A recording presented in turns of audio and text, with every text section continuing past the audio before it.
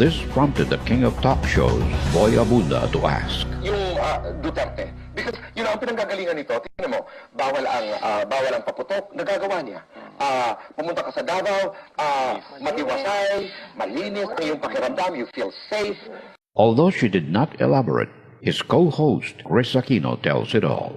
Would like OJT on-the-job training with Mayor Duterte. But what can be more convincing than how University of the Philippines professor and political analyst Clarita Carlos succinctly described Duterte? Political leadership matters, and leadership who has fire in his belly, and this person has fire in his belly. He doesn't only have commitment, will, he has political courage, and he's intelligently courageous. ABS-CBN, inistapa ako niyan.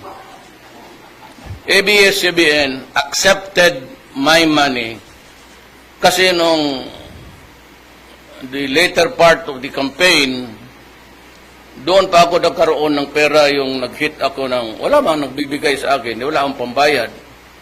So when I got the money sa mga well-meaning supporters, nagbili ako ng airtime para naman masali yung pangalan ko sa, hindi lumabas, I paid.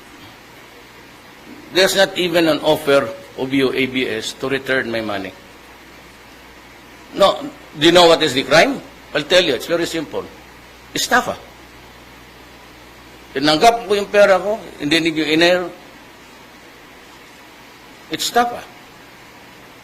And I remember one time, may nunsyo na bata, pinasayaw ng nanay, yung bata hirap na hirap.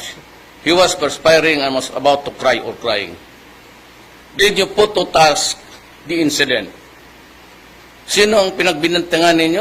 Ang i-demander ninyo? Yung nanay. Utang inang ABS-CBN, nung palabas ng objectionable na child abuse. Nonchalant. Maliwala. Like Inquirer. Yung anak niyang si Bricio. Hingi ng kopya. He was receiving more than the president of the salary of everybody, DAP or UP. 2 million 8. Anak ito, ang asawa to, anak ni Prieto. Ni wala akong narinig sa Inquirer na hindi maganda yung nangyari. Tapos yung taxes ninyo, nilakad ni Inares, it ended up, wala kayong binayad. Tapos sabi niya, saan ang pera ng Pilipino? Bakit to? Nagpapataya na ang mga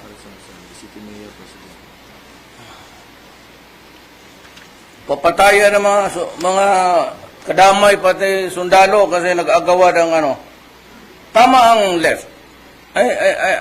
Somehow itong left nakakatama minsan. There's no need to increase the tax laws. All we have to do is to collect. Laro pa akong sabihin turo, wag muna ngayon.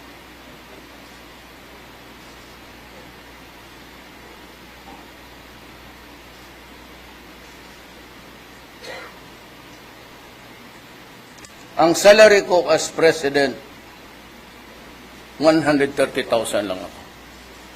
Hindi ako nagpipirma ng, wala akong pinirman allowance of nothing. Yun lang. Ito sa kanila, basic salary.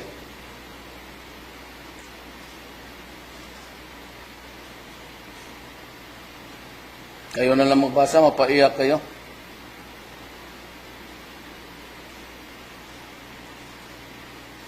$2.4 million in compensation.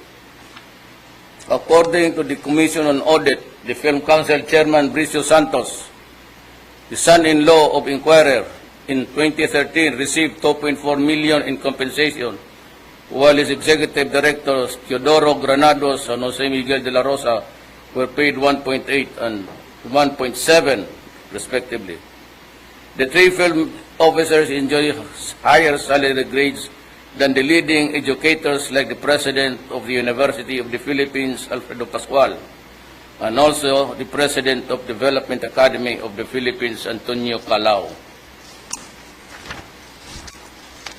Inyo ito, bigyan niyo sa inquirer.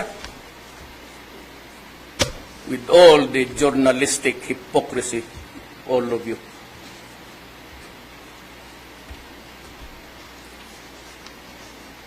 Sino ang taga-inquirer dito?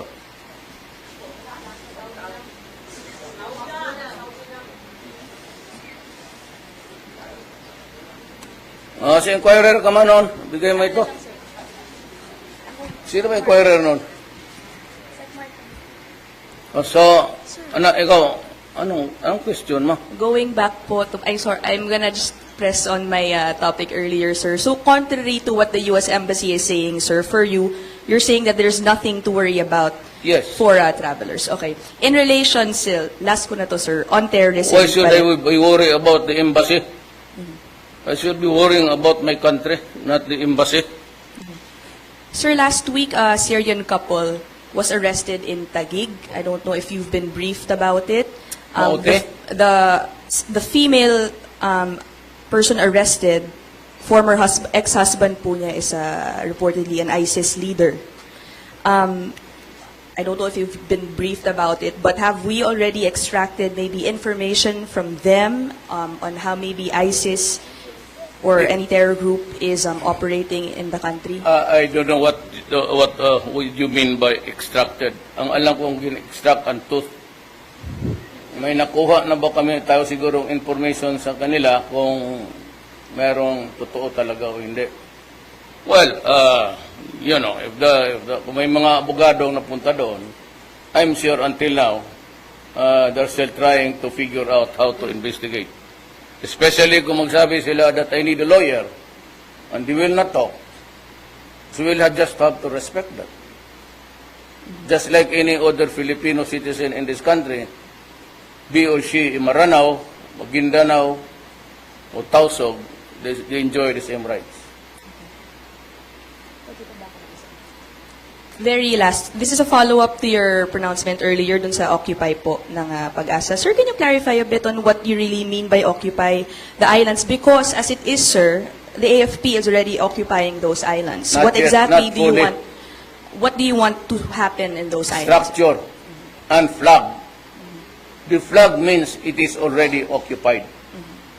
For all you know, just fishers walk there, nagpa-parking. That's why I'm now pronouncing the ownership of the islands. The Philippine Reeds, that is ours. So it cannot be open to any further exploration. We just have to get permission from us. Thank you, sir. Yes. Samonte, Yung isa, oh. and then Carol. Padaplin-daplin na saan? Ay, ayan, ang inquirer. Ibigay mo. Okay, inquirer yan si Carol. Una ka. Tignan natin kung madipensahan mo yan. I am not connected with the inquiry, Yes, I know. Mr. President, but the Constitution also guarantees freedom of the press. Anyway, may I ask my question now? Okay, MNLF founding chair, Nur Miswari's 6-month provisional liberty is supposed to end by April 27, but his implementing panel has not met with the government panel formally. May I know what you and Chair Miswari talked about in your March 27 meeting, and are you going to call for a meeting of all the leaders of the Moro Revolutionary Fronts? Yes. So that there will be only one That is what we Moro draft law to be certified. That is what we want. Miswari has talked to me, and he asked me to give him time to craft an agreement within the MN, pareho rin sa MI, so they can firm up their, of course, their minimum various demands within the infrastructure of federalism. Yes. So, wala ko. I know that he's supposed to be in prison, but, you know, at some point in time, Carol, we cannot be forever quarreling with our enemies. These things are all almost 50 years ago. The Communist Front, the MI, MN. Yes, sir. So, ang sinasabi ko sa ano ba, mag-usap tayo, it's in 50 years. Or we prepare for another 50 years of fighting. Ako, I get sick in the stomach just thinking of it, really. Feels me giddy. Gusto ko magipag-usap para to everybody's satisfaction. So are you going to meet with all the Moro Yes. revolutionary leaders? When will this The be? ideal is that mayroon sing Miswari dito, mayroon ang MI, sila Murad. Then we meet government panel and we come up with one One draft law. consensus. So you will certify as urgent only Yes, one yes. draft Bangsamoro law. You are correct there. Yes. So together na sila MN and the Yes. BTC. I want the wars between the Filipinos ended. Okay. And, you know, besides, Carol, I cannot wage a war against my own people. Sabihin, pero, wag muna ngayon.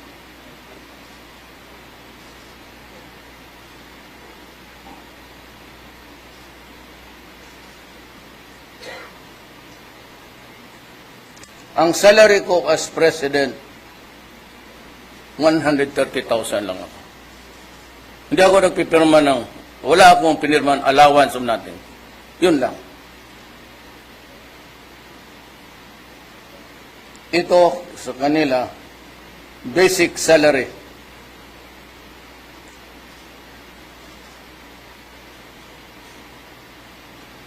Kayo na lang magbasa, mapaiyak kayo.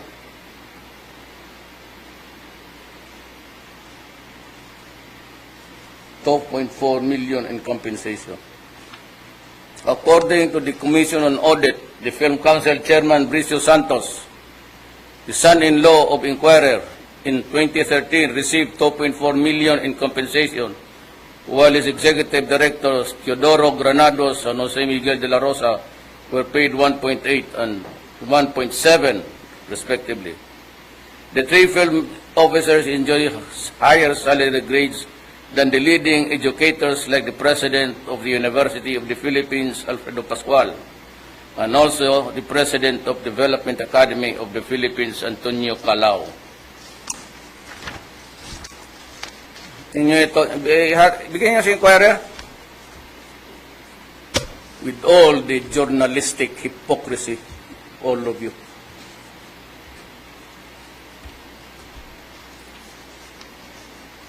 Sino ang taga-Inquirer dito?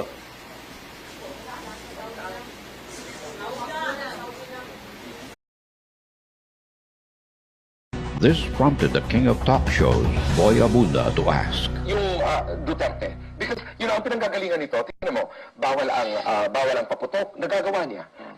Pumunta ka sa Davao, matiwasay, malinis, ang iyong pakiramdam, you feel safe. although she did not elaborate. His co-host, Chris Aquino, tells it all. Would like OJT on-the-job training with Mayor Duterte. But what can be more convincing than how University of the Philippines professor and political analyst Clarita Carlos succinctly described Duterte? Political leadership matters, and leadership who has fire in his belly, and this person has fire in his belly. He doesn't only have commitment, will, he has political courage, and he's intelligently courageous. ABS-CBN, inistapa ako niyan.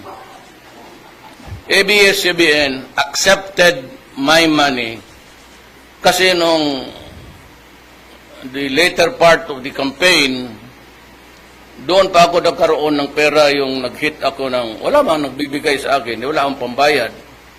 So when I got the money sa mga well-meaning supporters, nagbili ako ng airtime para naman masali yung pangalan ko sa hindi lumabas. I paid. There's not even an offer of you, ABS, to return my money. No, do you know what is the crime? I'll tell you, it's very simple. Estafa. Tinanggap ko yung pera ko, hindi ninyo inair. It's tough, ah.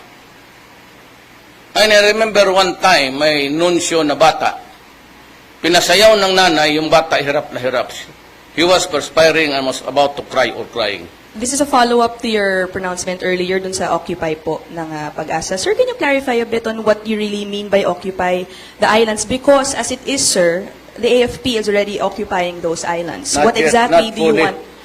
What do you want to happen in those islands? Structure and flag. The flag means it is already occupied. For all you know, just fishes walk there, nagpa-parking. That's why I'm now pronouncing the ownership of the islands. The Philippine Ridge, that is ours. So it cannot be open to any further exploration. We'll just have to get permission from us. Thank you, sir. Elias. Samonte. Yung isa, oh. And then Carol. Padaplin-daplin na saan? Ay, ayan, ang inquirer. Ibigay mo. Okay, kuya, inquirer yan si Carol. Una ka. Tignan natin kung madipinsahan mo yan. I am not connected with the inquiry, Yes, I Mr. know. President, but the Constitution also guarantees freedom of the press. Anyway, may I ask my question now? Okay, MNLF founding chair, Nur Miswari's 6-month provisional liberty is supposed to end by April 27, but his implementing panel has not met with the government panel formally. May I know what you and Chair Miswari talked about in your March 27 meeting, and are you going to call for a meeting of all the leaders of the Moro Revolutionary Fronts? Yes, So all. that there Did you put to task the incident? Sino ang pinagbinantangan ninyo? Ang i-demander ninyo? Yung nanay. Putang inang ABS-CBN, nung palabas ng objectionable na child abuse. Nonchalant. Maliwala. Like inquirer. Yung anak niyang si Bricio. Bong, pahingi ng kopya. He was receiving more than the president of the salary of everybody, DAP or UP. 2 million 8. Anak ito, ang asawa to, anak ni Prieto.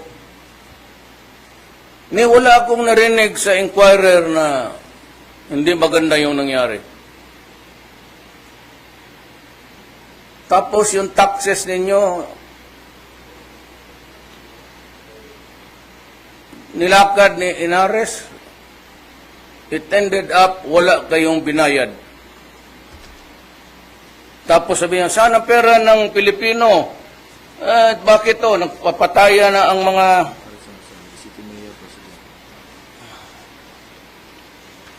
papataya ng mga kadamay pati sundalo kasi nag-agawa ng ano.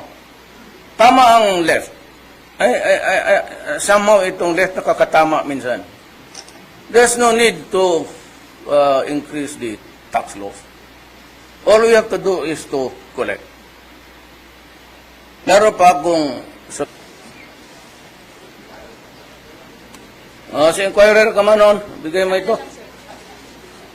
Sino ba inquirer noon?